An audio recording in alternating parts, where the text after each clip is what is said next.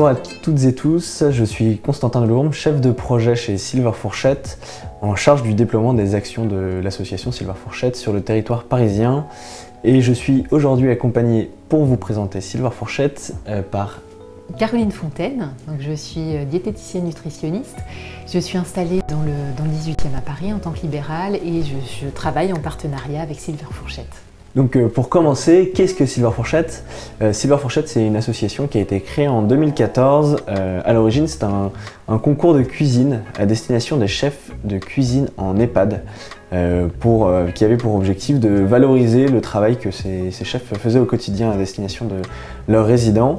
Et donc depuis 2014, Silver Fourchette a évolué pour s'adresser à un public plus large, travailler sur la question de l'alimentation chez les personnes âgées, chez les personnes de plus de 60 ans qui sont résidents à domicile ou en EHPAD, en résidence. Donc Silver Fourchette depuis 2014 a évolué, depuis le concours de cuisine pour les chefs cuisiniers en EHPAD, a évolué vers un public beaucoup plus large.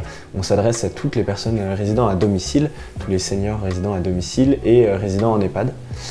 Donc on est une association qui travaille sur la question de la prévention à la perte d'autonomie. Et donc la prévention à la perte d'autonomie. Pourquoi est-ce qu'on travaille sur l'alimentation, Caroline? Pourquoi est-ce qu'on travaille sur l'alimentation et le lien avec la santé chez les personnes âgées? Alors déjà, l'alimentation, elle est importante pour tout le monde, parce qu'on a tous besoin d'énergie, on a tous besoin de nutriments. Puis elle a un rôle aussi de régulateur émotionnel. De fond aussi, on va chercher un petit peu de réconfort avec la nourriture. Donc déjà, pour toute la population, c'est important. Et plus spécifiquement pour la personne âgée, ça va être justement en prévention de la perte d'autonomie. Pourquoi? En fait, le principal problème qu'on rencontre aujourd'hui chez les personnes, notamment chez les personnes à domicile, qui plus est des personnes qui sont seules ou des personnes qui sont bien sûr en EHPAD, qui sont déjà en perte d'autonomie pour la plupart, c'est la question de la dénutrition. Parce que si petit à petit la personne mange moins, si elle ne couvre pas tous ses besoins nutritionnels, elle peut se dénutrir et après à terme perdre en force musculaire, risque de chute augmenté et puis derrière c'est la perte d'autonomie plus assurée. Donc en s'alimentant bien entre guillemets, c'est-à-dire en essayant d'avoir une alimentation équilibrée qui permet de couvrir tous les besoins nutritionnels, on s'assure que la personne âgée puisse vivre le plus longtemps possible en bonne santé du coup et faire repousser toujours plus cet âge de la perte d'autonomie. Donc les besoins spécifiques de la personne âgée, c'est quoi? En fait, quand on vieillit, le métabolisme a tendance à se ralentir un peu, à fonctionner un peu moins bien. Donc du coup, on a un besoin qui est augmenté en protéines. Ce qui est assez paradoxal, c'est que souvent les personnes âgées ont moins envie de manger de la viande, ont moins envie d'aller sur certains produits qui pour autant sont importants pour elles.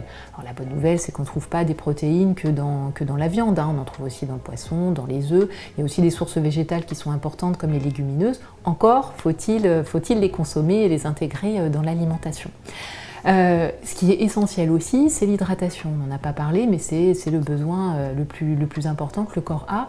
Or, en avançant en âge, les personnes âgées peuvent perdre la sensation de soif petit à petit, et donc du coup se déshydrater beaucoup plus vite qu'une personne plus jeune. Donc c'est important de veiller aussi à ce besoin spécifique. Donc j'ai parlé des protéines, j'ai parlé d'hydratation. Il y a aussi le besoin en calcium et en vitamine D, puisqu'on sait qu'il y a beaucoup de personnes âgées qui souffrent petit à petit d'ostéoporose ou d'ostéopénie, et donc c'est nécessaire de couvrir les besoins en calcium et en vitamine D. Donc en apporter suffisamment dans l'alimentation. Alors parfois il peut y avoir aussi supplémentation pour les personnes qui ont des maladies en lien avec ça. Et puis aussi bien sûr, c'est le besoin en antioxydants. On sait que le vieillissement, il est dû aussi à tous les radicaux libres qui vont s'accélérer en fait dans le corps, et donc pour ça c'est important de manger suffisamment de fruits et légumes et d'acides gras essentiels. Donc Caroline, tu parlais de prévention à la perte d'autonomie, ça me permet de rebondir. Comment est-ce que Silver Fourchette existe?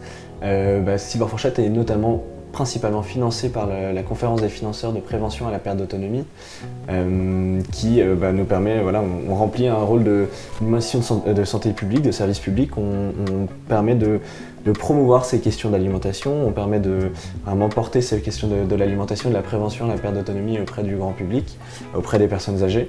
Et donc Silver Fourchette est financé en grande partie par la Conférence des financeurs de prévention à la perte d'autonomie, que ce soit à Paris évidemment, mais en réalité sur tous les territoires. Donc ce sont des financements départementaux, on est financé sur tout le territoire national en fonction des départements et des conférences des financeurs sur les départements.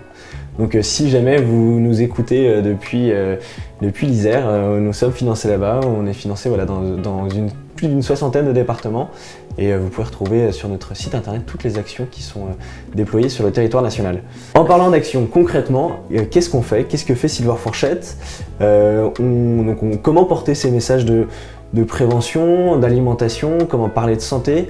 Notre objectif avant tout, c'est de porter aussi ces messages de manière ludique, conviviale, changer son rapport à l'alimentation au quotidien alors qu'on peut avoir des habitudes assez ancrées.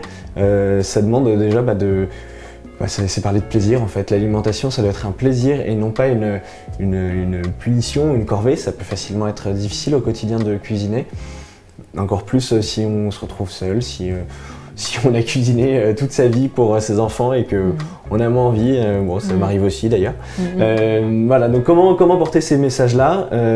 On déploie plusieurs types d'actions qui vont être plutôt axées sur le plaisir, la convivialité, parfois un peu plus informatives.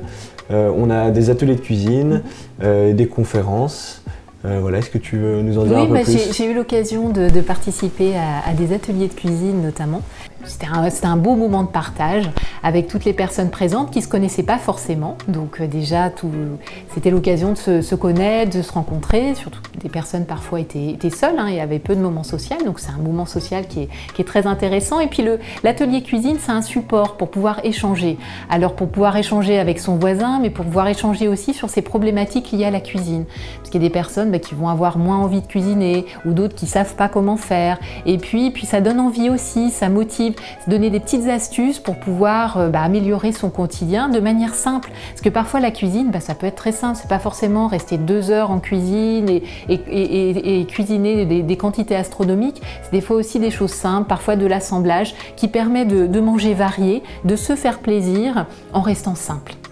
Oui, on parle vraiment de cuisine du quotidien avant tout savoir au quotidien répondre à ses besoins et de temps en temps on essaye de faire des ateliers, on valorise un petit peu la grande gastronomie, mais l'idée c'est vraiment c'est la cuisine du quotidien. Et ces ateliers s'inscrivent vraiment dans leur territoire. L'objectif c'est de se rendre dans les mairies, dans les centres sociaux, dans les lieux des territoires pour que aussi les habitants des territoires puissent se rencontrer. C'est un lieu de rencontre avant tout. Et c'est par cette rencontre, c'est par cette sociabilité aussi ça permet de faire changer les choses.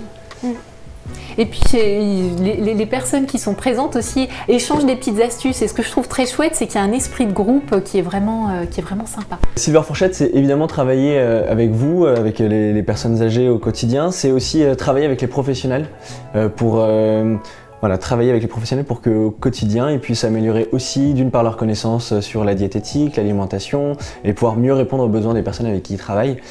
Professionnels, c'est-à-dire notamment les aides à domicile qui chaque jour se rendent au domicile des personnes qu'elles suivent et qui ne savent pas forcément répondre à toutes les questions de l'alimentation, tous les besoins des seniors au quotidien. Donc on vient apporter une aide, une formation auprès des aides à domicile.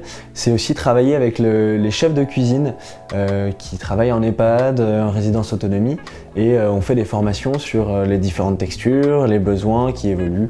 Il y a vraiment un gros travail de formation auprès des professionnels qui travaillent au quotidien auprès des personnes âgées. Donc voilà, ça c'est vraiment une de notre nouvelle axe de développement, c'est de pouvoir travailler plus auprès des professionnels. Et c'est donc probablement nos gros projets pour les années à venir. Continuer à travailler évidemment sur les territoires au plus près des personnes âgées et travailler avec les professionnels. Si ce qu'on vous a raconté avec Caroline et le déroulé de ces actions vous intéresse, que vous avez envie d'en apprendre un peu plus sur l'alimentation, rien de plus simple, vous pouvez vous rendre sur notre site internet silverfourchette.org pour y retrouver d'une part des idées recettes et des petits conseils sur l'alimentation, mais aussi toutes les actions toutes les actions qui sont déployées sur le territoire national, donc à côté de chez vous probablement. Voilà, n'hésitez pas, vous pouvez vous inscrire, c'est évidemment gratuit, accessible à tous. Et on fait des centaines d'actions sur tout le territoire national tout au long de l'année. Donc il y aura forcément quelque chose qui vous plaira. À bientôt sur un prochain atelier Silver Fourchette. On a hâte de vous rencontrer.